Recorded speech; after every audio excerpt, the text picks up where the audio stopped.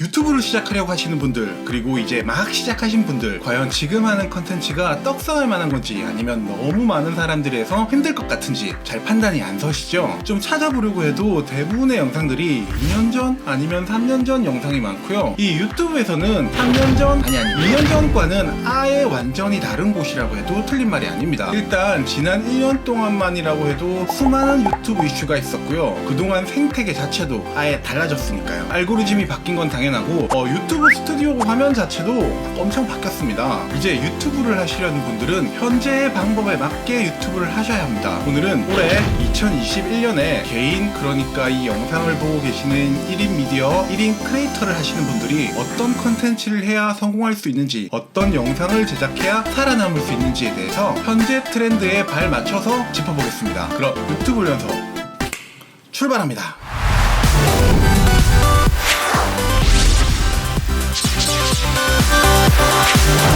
네, 안녕하세요. 유튜브 훈련소장 블레이즈입니다. 유튜브 세상은 하루가 멀다 하고 자고 나면 바뀌고 또 바뀝니다. 컨텐츠 시장도 마찬가지죠. 이제 유튜브에서 현재 가장 인기 있는 영상을 보여주는 인기 탭 1위부터 50위까지를 살펴보면 방송국에서 제작한 컨텐츠가 거의 절반입니다. 뮤직비디오 포함으로요. 나머지 25개 중 10개 정도는 대기업 컨텐츠죠. 연예인이 나오거나 아니면 자본이 많이 들어간 영상들이에요. 나머지 15개 중 10개 정도는 원래 대형 유튜버들이고 나머지 5개 정도가 일반인 1인 크리에이터 컨텐츠입니다. 50개 중에 5개라니 사실 아예 없을 때도 있고요. 불과 2년 전만 해도 한 2019년 초 정도죠. 여기 인기 탭에는 거의 대형 유튜버들이 주로 상주해 있었습니다. 아니면 현재 떡상한 유튜버들도 간간히 많았고요. 하지만 이제는 대형 유튜버뿐만 아니라 방송국, 대기업 제작사, 연예인들과도 경쟁을 해야 되는 시대가 됐습니다. 어렵죠?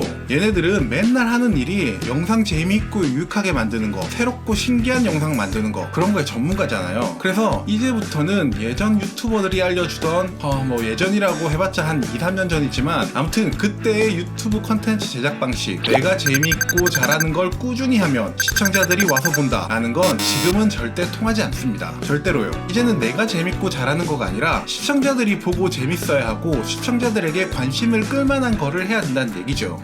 아니 그걸 누가 모르냐고. 그거 알면 다 떡상하지. 그렇죠. 그럼 어떤 걸 해야 될까요? 시청자들이 재밌어 할 만한 거, 관심을 끌 만한 거, 그런 건 이미 앞에 말한 사람들이 다 하고 있습니다. 방송국, 대기업, 연예인, 대형 유튜버들이 다 해요. 하지만 분명 살 길은 있습니다.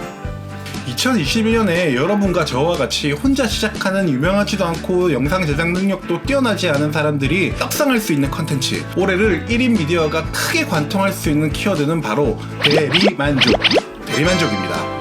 이 대리만족이란 키워드는 1인 미디어만 할 수 있습니다. 방송국, 대형 유튜브 제작업체들은 못합니다. 왜냐하면 잘 될지 안 될지 모험에 가깝거든요. 1인 미디어야 잘 안 돼도 손실이 나진 않죠. 기껏해야 시간을 좀 날린 거지만 대형 업체들은 실질적인 손해를 봅니다. 그래서 쉽게 하지 못하죠. 그럼 이 대리만족이란 키워드는 어떤 걸 말하냐? 거기에 대해 3가지를 더 알아보겠습니다.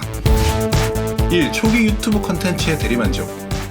보편적으로 알려진 인간의 기본 욕구가 있죠. 식욕, 수면욕, 성욕, 3대 욕구라는 말로도 대략 알려져 있는데 그게 맞는지는 잘 모르겠지만 어쨌든 유튜브도 이 욕구에서 출발한다고 볼 수 있습니다. 이 기본적인 욕구를 대신해서 충족시켜주는 컨텐츠가 거의 유튜브 초창기와 현재 대형 유튜버들의 메인 컨텐츠라고 볼 수 있습니다. 하나씩 볼게요. 식욕은 먹방이죠. 남이 대신 음식을 맛있게 먹는 걸 보고 대리만족하는 거죠. 초창기에는 음식을 최대한 많이 먹거나 아니면 빨리 먹는 걸 많이 봤습니다. 여기서 바로 대리만족의 정의가 나오죠. 내가 할 수 없는 일을 대신 누군가 하는 걸 보면서 만족하는 거, 그걸 말하는 겁니다.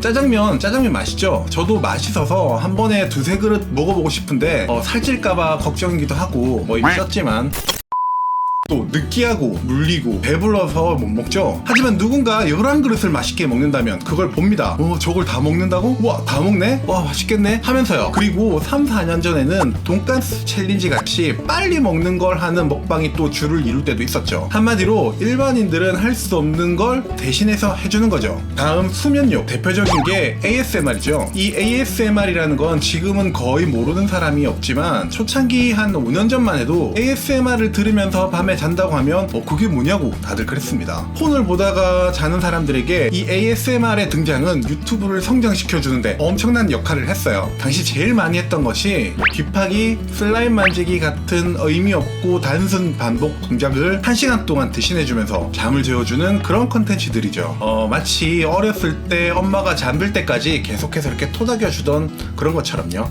그리고 성욕. 성욕이라고 하면 야한 걸 생각할 수 있는데 유튜브는 노골적인 성 표현을 아주 싫어하니까요. 절제되고 정제되면서 남녀가 서로 호감을 가지는 정도의 욕구 정도가 주로 많죠. 대표적인 게 존잘남 존해녀가 나오는 라이브 방송이죠. 남캠, 역캠이라는 말도 있고요. 보통 이렇게 예쁘거나 잘생긴 사람 앞에다 두고 1-2시간씩 계속 보기 힘든데 실시간으로 말도 올 수 있는, 물론 그 사람들 앞에는 이렇게 카메라가 있지만 마치 내가 앉아있는 것 같은 그런 느낌을 주는 컨텐츠죠. 유튜브 훈련소. 초창기에는 이랬고요. 시간이 흐르면서 이제 조금씩 바뀝니다. 2. 대리만족 콘텐츠의 변화.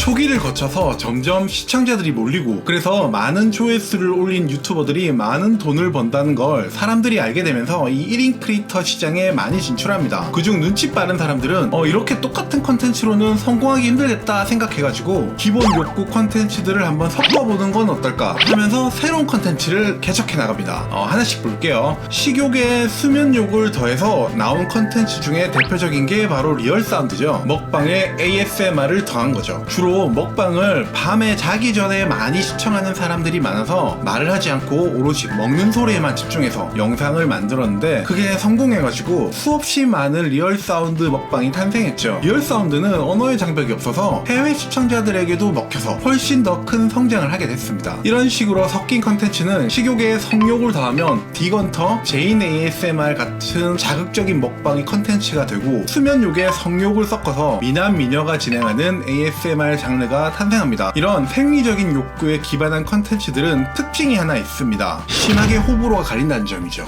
왜 그런 걸 보는지 모르겠다는 사람이 있는가 하면 아예 그런 것만 찾아보는 사람이 또 있죠. 싫어하거나 아니면 아예 완전 좋아하거나 딱 나뉩니다. 그래서 호불호가 딱 나눠지는 걸 좋아하는 유튜브 알고리즘이 추천하기가 너무 쉬운 컨텐츠이기 때문에 그만큼 성장도 빨랐습니다. 대리만족 개념을 가지고 컨텐츠가 어떤 식으로 변했는지 이제 아시겠죠? 그럼 이제 하는 방법을 한번 알아봐야죠. 3. 대리만족을 어떻게 해야 되나? 기본적으로 영상을 만들 때 내가 재밌을 것 같은데 내가 이거 잘하니까 사람들이 와서 보겠지? 하면서 만들던 시절은 이미 지나고, 이제는 컨텐츠를 제작하기 전에 이걸 보는 사람들은 뭐를 원할까? 어떤 걸 내가 대신해줄까?를 먼저 고민해야 된다는 말입니다. 게임을 예로 한번 들어보겠습니다. 왜냐하면 채널이 성장이 잘 안 된다고 문의를 하시는 여러 많은 사람들 중에 아직도 게임 채널이 압도적으로 많기 때문입니다. 그래서 그 게임 채널에 들어가서 보면 거의 대부분 본인이 재밌게 한 게임을 그대로 캡처해서 올리는 사람들이 정말 많아요. 내가 재밌게 하는 걸 계속 올리면 사람들도 재밌게 볼 거야 하는 생각으로 해요. 이건 대리만족이 아니고 그냥 만족이죠. 아닌데? 나는 게임 되게 잘해서 그거 보라고 올린 건데? 그 잘한다는 기준도 본인 기준입니다. 시청자들에게 뭘 대신해줄까? 라는 걸 꼭 생각하셔야 됩니다. 다른 대형 유튜버를 한번 살펴보죠.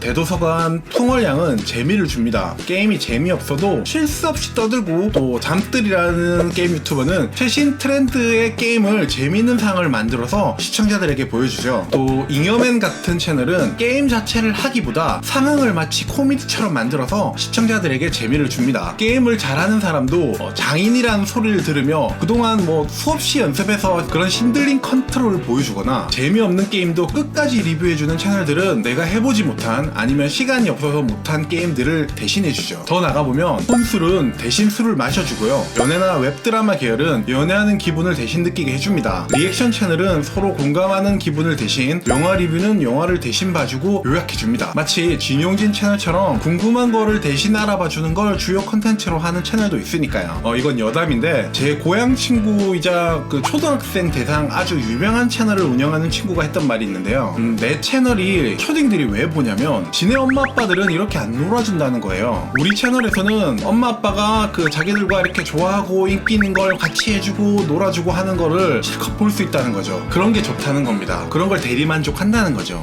You are watching YouTube Training Center now. 자, 그럼 결론입니다. 이런 대리만족 컨셉의 컨텐츠는 방송국 대기업 제작사들이 할 수 없습니다. 물론 조금씩 대형 유튜버들이 하던 컨텐츠를 연예인을 동원해가지고 하고는 있지만 기본적으로 수익 구조가 앞 광고를 받지 않는 이상 유튜브 조회수 광고 수익으로는 무조건 적자가 나기 때문에 할 수가 없습니다. 그렇기 때문에 내가 좋아하는 거 잘하는 거를 하지만 그걸 사람들에게 어떤 걸로 대리만족을 해둘지를 확실히 정해야 된다는 말입니다. 이 과정을 한번 도출해보는 걸 예를 한번 들어볼게요. 3대 욕구 말고 또 어떤 인간의 욕구가 있을까요? 배설욕 같은 게 있죠. 그 사람들은 누구 다 화장실을 가니까요. 화장실 갔을 때 주로 핸드폰 많이 봅니다. 핸드폰을 가서 주로 포털을 읽거나 아니면 커뮤니티 보는 사람도 많겠죠. 요즘에 커뮤니티 인기글만 모아주는 사이트도 있던데 거기서 제일 재밌는 것만 모아서 한 3, 4분으로 편집해서 아침 7시 전에 한번 데일리 업로드 해보는 건 어떨까? 이런 식으로 아이디어를 한번 도출해보는 거죠. 어떤 대리만족을 줄까? 어떤 경험을 내가 대신해 줄까? 하는 거예요.